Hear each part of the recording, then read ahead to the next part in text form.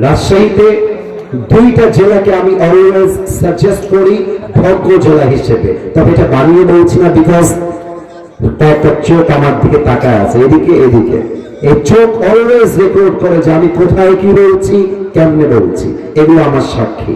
আমি আগেও বলেছি, আজও বলছি, রাজশাহীর মধ্যে যত ভদ্র জেলা আছে, নওগাঁ 1 নম্বরে আছে, 1 নম্বরে আছে, 1 নম্বরে থাকবে।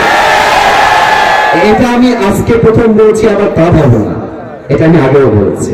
এর কারণ আপনি দেখবেন নওগাঁর মানুষ বড্ড ধনী হয়, কিন্তু নওগাঁর মানুষ, পৌষার মানুষ কয়েক বিঘা জমির মালিক, শত শত বিঘা জমির মালিক, কিন্তু রাস্তায় হাতে লুঙ্গি পরে দেখে বোঝা যায় না কোটিপতি রাস্তা দিয়ে হাঁটতেছে, তাই না?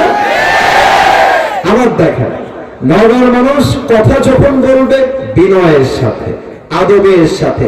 আমার ছাত্র ভাই যতজন ছিল, maximum people they are from Naogaon, they are from this place. আমি ওদিকে খুব খেয়াল করেছি, ওদের কথাবার্তা খুবই স্ট্রেট ফরওয়ার্ড, মানে হলো ভালোবাসলে আই লাভ ইউ, না বাসলে আই হেট ইউ। মুনাফিকের স্বভাব নওগাঁর মানুষের মাঝে একদমই নাই। আওয়াজ যখন দিবেন, আওয়াজ যেন কমে না যায়, সিংহের মতো গর্জন দিয়ে মুসলমানরা কথা বলবে।